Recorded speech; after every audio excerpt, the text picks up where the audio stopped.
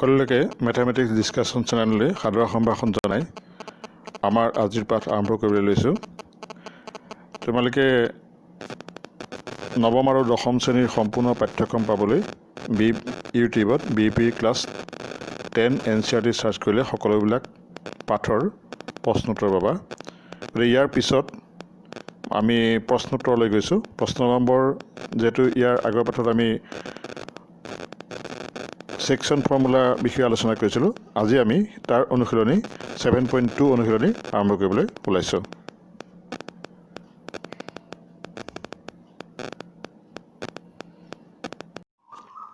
তিনি নম্বৰ প্ৰশ্নটোত তোমালোকৰ স্কুলৰ আয়তাকাৰ খেলপথাৰ ABCDত খেল দিৱস উপলক্ষে খেল ধেমালিৰ অনুষ্ঠিত কৰিবলৈ চক পাউডাৰে 1 মিটাৰ ব্যৱধানত কিছুমান লাইন টনা হ'ল।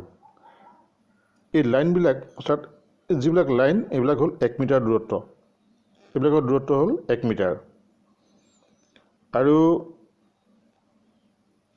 ইয়াৰ পিছৰ প্ৰশ্নটো আমি চাওঁ। 100টা ফুলৰ টাব এটাৰ পৰা আনটোৰ ব্যৱধান 1 মিটাৰকৈ চিত্ৰত দেখুওৱাৰ দৰে এডিত ৰখা হ'ল। তাত এই ফুলৰ টাববিলাকত 1 number tub, 2 number tub, 3 number tub এইবিলাক গোটেইবিলাকৰ মাজত প্ৰতিটোৰে মাজৰ দূৰত্ব হ'ল 1 মিটাৰ। এটা এটাকৈ আছে মুঠতে ইয়াৰ পৰা ইয়ালৈকে, এৰ পৰা ডি লৈকে আমি যদি চাওঁ যে এৰ পৰা ডি লৈ মুঠতে হ'ল 1 মিটাৰ 1 মিটাৰকৈ মুঠতে 100টা আছে। গতিকে ইয়াৰ দূৰত্বটো হ'ব 100টা, 100 মিটাৰ হ'ব। ইয়াৰ দূৰত্ব হ'ব 100 মিটাৰ। গতিকে এৰ পৰা ডিৰ দূৰত্ব হ'ব 100 মিটাৰ।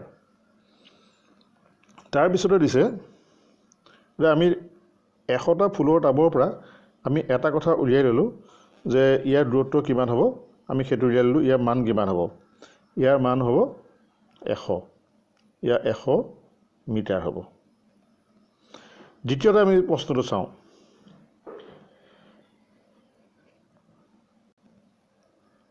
চিত্ৰত দেখুওৱাৰ দৰে এডিত ৰখা হ'ল। নীহাৰিকাই দ্বিতীয় লাইনডালেৰে অৰ্থাৎ এই 2 নম্বৰ লাইনডালত নীহাৰিকা যাব। গতিকে নীহাৰিকা যদি 2 নম্বৰ লাইনত যায় তেতিয়াহ'লে তাত যিহেতু এইটো হ'ল X অক্ষত আছে, এইটো X অক্ষত আছে, গতিকে নীহাৰিকাৰ X অক্ষৰ মান হ'ল 2। দ্বিতীয় লাইনডালেৰে ADৰ 4/1 অংশ, মুঠতে ADত আছে 100। গতিকে এই পজিশ্যনটোত Y অক্ষৰ মান হ'ব 100 4/1 অংশ, তাৰমানে 4 হৰণ কৰিব লাগিব, অৰ্থাৎ ADৰ 4/1 সমান হ'ব 25। গতিকে নীহাৰিকাৰ পজিশ্যনটো কিমান হ'ব? নীহাৰিকাৰ যিটো তাৰ মান হ'ব, কোঅৰ্ডিনেট বা স্থানাংক, তাৰ মান হ'ব, নীহাৰিকাৰ মান হ'ব 225। নীহাৰিকাৰ স্থানাংকৰ মান হ'ব 2 × 25। এইটো হ'ল নীহাৰিকা। আমি নীহাৰিকাৰ মানটো এনেকৈ উলিয়ালোঁ। ইয়াৰ পিছত প্ৰশ্নটো আকৌ আমি পঢ়ি চাওঁ। তাৰপিছত কি আছে?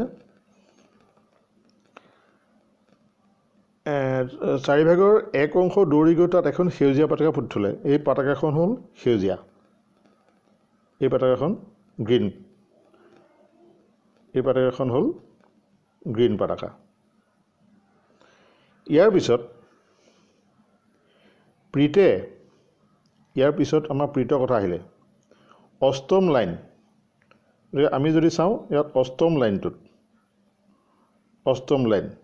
তাত ইয়াত Xৰ স্থানাংক হ'ব 8। তাত ইয়াত প্ৰীতৰ ক্ষেত্ৰত Xৰ স্থানাংক হ'ব 8। আৰু Yৰ স্থানাংক কিমান হয় চাওঁ। ADৰ দিছে 5/1 অংশ। আগতে নীহাৰিকাই 4/1 অংশ, ADয়ে 5/1 আৰু প্ৰীতে 5/1 অংশ। গতিকে ইয়াত 8 যদি হয় আৰু ইটো হ'ব 1/5 × 100, তাৰমানে ইয়াত কটাকটি যাব শেষত হ'ব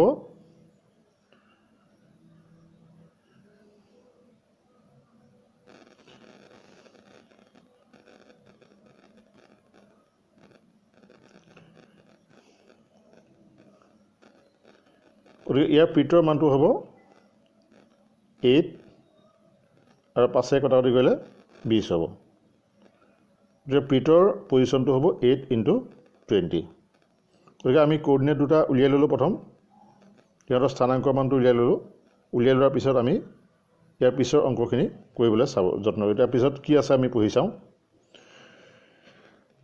ইয়াৰ সি পতাকাখন পুতি ল'লে ৰঙা পতাকা ই পতাকাখন পুতি ল'লে ৰঙা পতাকা এইটো হ'ল ৰেড এইখন পতাকাখন ৰেড পতাকা এতিয়া আমি ইয়াৰ পিছৰ অংশটো চাওঁ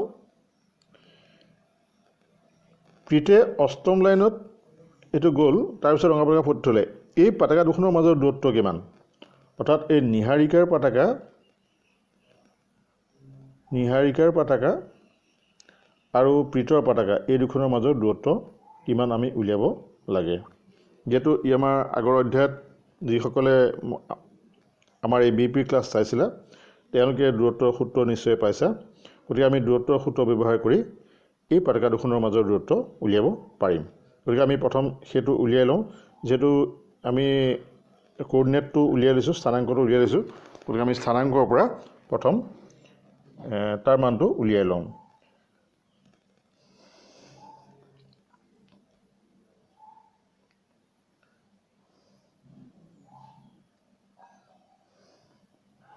নিহাৰিকাৰ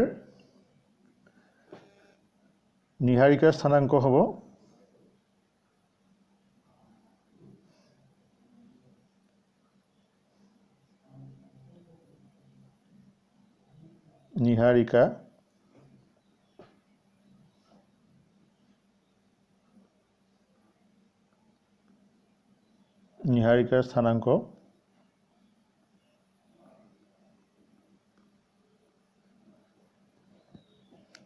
নিহাৰিকাৰ স্থানাংক আমি উলিয়াই ল'ম যে প্ৰথমটো হ'ল 2 আৰু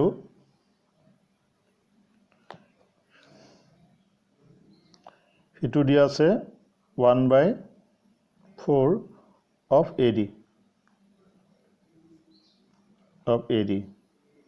গতিকে তাৰ মানটো হ'ব 2 1/4 AD মানে হ'ব 1/4 into 100 গতিকে তাৰ মানটো হ'ব 225 এইটো হ'ব নিহাৰিকাৰ স্থানাংক আমাৰ প্ৰীতৰ স্থানাংক কিমান হ'ব আমি চাওঁ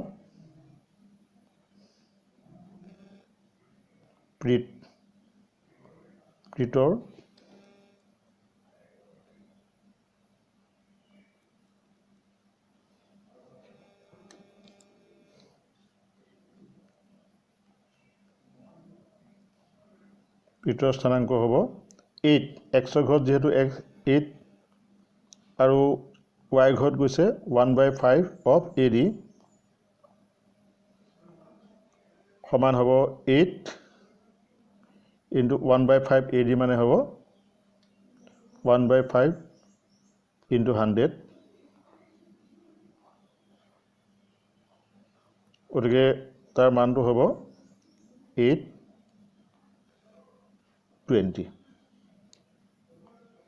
পাছে 100 কটা কৰি গ'লে 820 হ'ব গতিকে আমাক এতিয়া বিন্দুকেইটা দিলে এই বিন্দুকেইটাৰ পৰা আমি মানটো উলিয়াব লাগে যেহেতু দুটা বিন্দু দিলে আমি এডাল ৰেখা কল্পনা কৰোঁ এই দুটাৰ মাজত যিডাল ৰেখা হ'ব এইটো ৰেখা হ'ল এটা হ'ল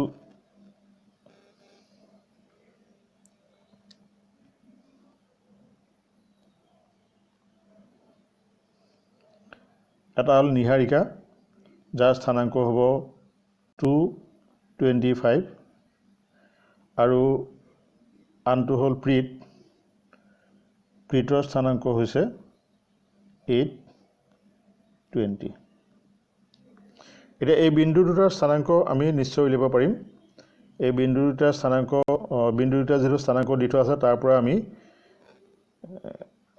দূৰত্বৰ সূত্ৰ ব্যৱহাৰ কৰি n আৰু p ৰ মান নিশ্চয় উলিয়াব পাৰিম। গতিকে n p ৰেখাডালৰ মান কিমান হ'ব আমি উলিয়াও n p। আমি যেটো দূৰত্বৰ সূত্ৰত পাইছিলো root over x2 minus x1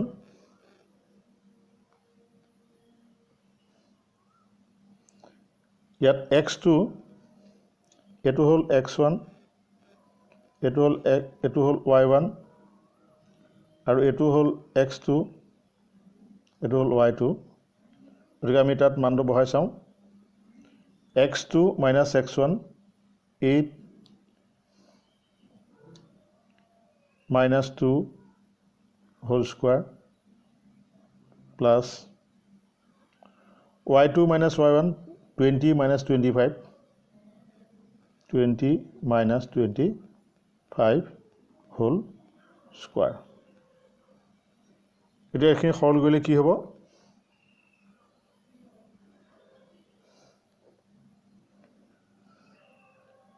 সমান np সমান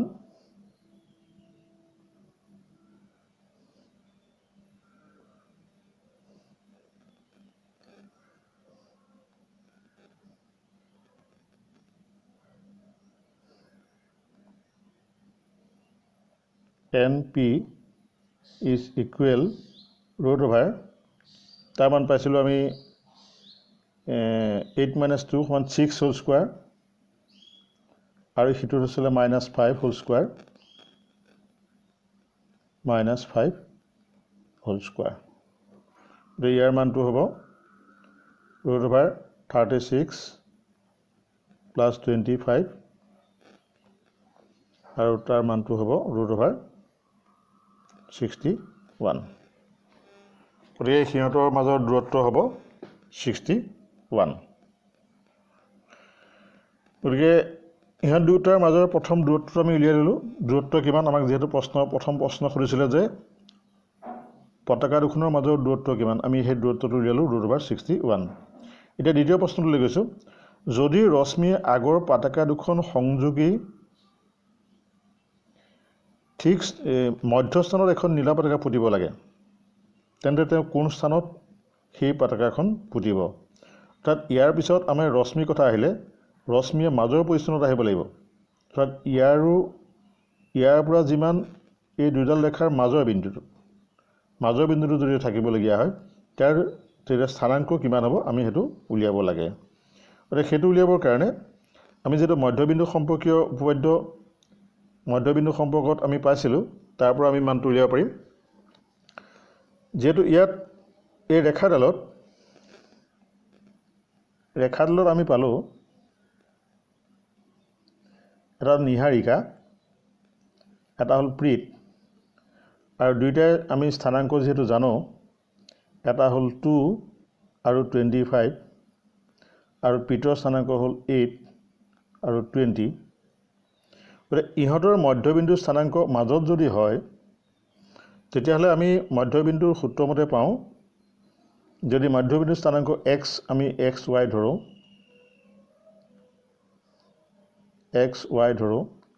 তেতিয়াহ'লে আমি xৰ মান উলিয়াব x equal x2 8 x2 plus x1 divided by 2। আমি তাত মানটা বহাই দিলে ওলাই যাব x2 minus অৰ্থাৎ 2 plus 8 divided by 2 সমান 2 plus 8 মানে হল 10 divided by 2 সমান হ'ব 5। গতিকে এটা বিন্দু x মান ওলালে y মানটো আমি তেনেকৈ কৰিব পাৰিম। y বিন্দুৰ স্থানাংক হ'ব 25 plus 20 divided by 2 সমান হ'ব 45 by 2। গতিকে সেই বিন্দুটোৰ স্থানাংক আমি পালো p বিন্দুৰ স্থানাংক অৰ্থাৎ মাজৰ বিন্দুটোৰ আমি স্থানাংক পালো। এতেকে আমি লিখিব পাৰিম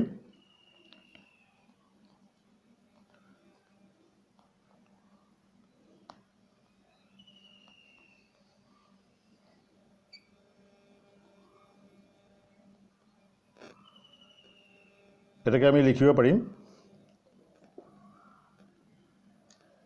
এতেকে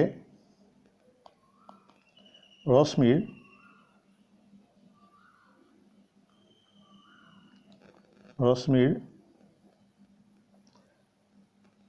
স্থানাংক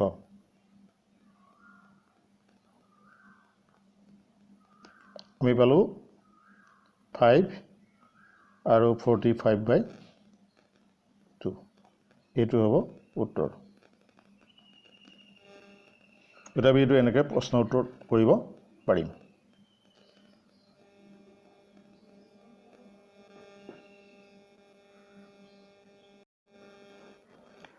4 নম্বৰ প্ৰশ্নটোত যেটা 1 - 1 6 বিন্দুটোৱে -310 আৰু 6 - 8 বিন্দু সংযোগ ৰেখা কি অনুপাতত ভাগ কৰিব তাত অনুপাতটো উলিয়াব লাগে তাত অনুপাতটোৰ মান কিমান হ'ব ইয়াত এটা ৰেখা আমি যদি ভাবোঁ ইয়াত এটা ৰেখা আছে ৰেখাডাল এটা বিন্দু হ'ল -16 এইটো 16 আৰু যেটো বিন্দু এইটো 16 নহয় এইটো হ'ব 310 -310 এই বিন্দুটোৰ স্থানাংক আৰু মাজত এটা বিন্দু আছে P সেই P বিন্দুটোৰ স্থানাংক হ'ব -16 এইটো -16 আৰু ইয়াত B বিন্দুটো আছে 6 - 8 এতিয়া আমি কৰিব লাগে কি যে এই A পৰা P আৰু P পৰা B এই যেটো অনুপাত AP = PB তাৰ মানটো উলিয়াব অনুপাতটোৰ মানটো উলিয়াব লাগে আমি তাৰ অনুপাতটো আমি নাজানো গতিকে অনুপাতটো আমি ধৰি ল'ম যে অৰ্থাৎ আমি আগতে যিখিনি কৈছিলোঁ এইখিনি হ'ল M1 এইখিনি হ'ল M2 এনেকৈ আমি ধৰি লৈছিলোঁ গতিকে আমি এতিয়া সেইখিনিকে মানটো উলিয়াবলৈ যত্ন কৰোঁ আমি ধৰি লওঁ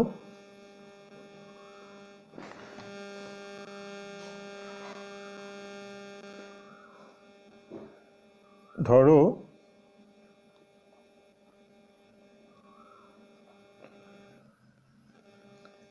-310 আৰু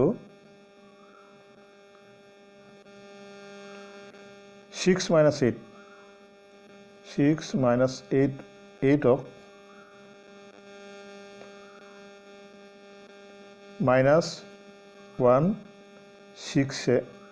-16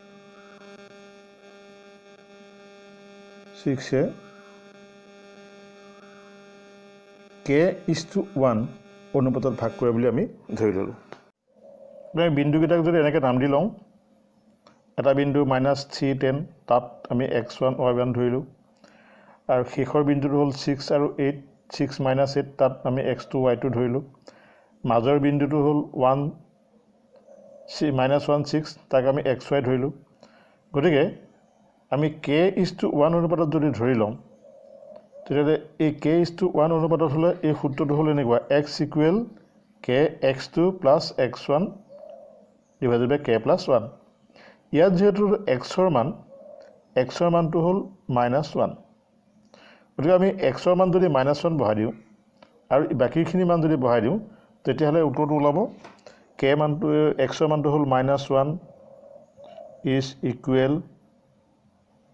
= kx2 মানটো আমি যিহেতু পাই থৈছোঁ 6 গতিকে এইটো 6 হ'ব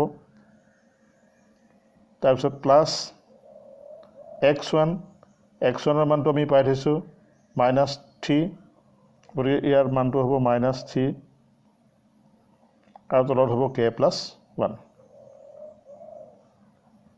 এতিয়া আমি এইটো সৰল কৰিলে তাৰ পৰা k মান আমি উলিয়াব পাৰিম এইফালে -1 এইফালে k+1 আমি পূৰণ কৰিলোঁ এতিয়া -1ৰে k+1ক পূৰণ কৰিলোঁ গতিকে গোটেইটো মাইনাছ হ'ব -k -1 is equal 6k minus 3 এতিয়া k বিলাক এফালে লৈ আহিলো আমি এই k টো কিফালে লৈ গলো এই k টো কিফালে লৈ গলো মাইনাস ঠাইত প্লাস k হ'ব অৰ্থাৎ 7k হ'ব আৰু 3 টো সমান চিহ্ন এহালে লৈ আহিলো -1 plus 3 হ'ব গতিকে 7k ইকুৱেল এটাকে আমি লিখিব পাৰিম 7k ইকুৱেল 2 ইয়াক আমি সমানুপাতত অনুপাতত লিখিব পাৰিম এটাকে k is to 1 k is to 1 মান হ'ব 2 is to 7 কেনেকৈ 2 is to 7 হ'ল তোমালোকে আৰু ধৰিব পৰা নাই মধ্য পদ দুটাৰ পূৰণফল শেষৰ পদ দুটাৰ পূৰণফলৰ সমান হয় গতিকে ইয়াত 1 পটা মানে 1 into 2 মানে 2 হ'ব গতিকে 1 into 2 মানে 2 হ'ল আৰু k into 7 মানে হ'ল 7k গতিকে আমি এনেকৈ k is to 1 মানে 2 is to 7 আমি k মান উলিয়ালো k is to 1 এটাকে আমি k মানটো এটাকে অনুপাতটো হ'ব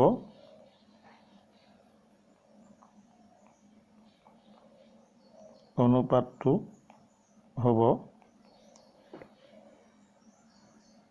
2/7 is to 1 গতিকে ইয়াৰ যদি 2/7/1 গতিকে ইয়াক আমি যদি ভগ্নাংশটো নাইকিয়া কৰোঁ তেতিয়াহ'লে কিমান হ'ব প্ৰত্যেকটো 7ৰে পূৰণ কৰি দিলোঁ এটাকে অনুপাতটো হ'ব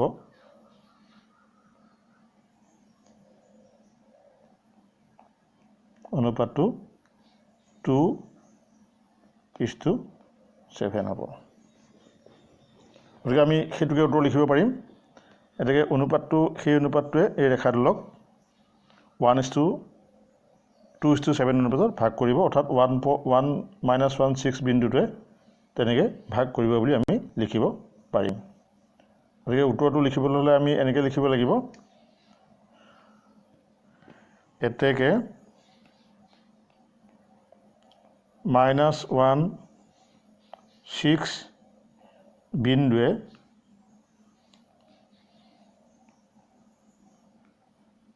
বিন্দুৱে -3 10 আৰু 6 - 8ক 2:7 অনুপাতত ইমানক -1 6 2:7 অনুপাতত ভাগ কৰিব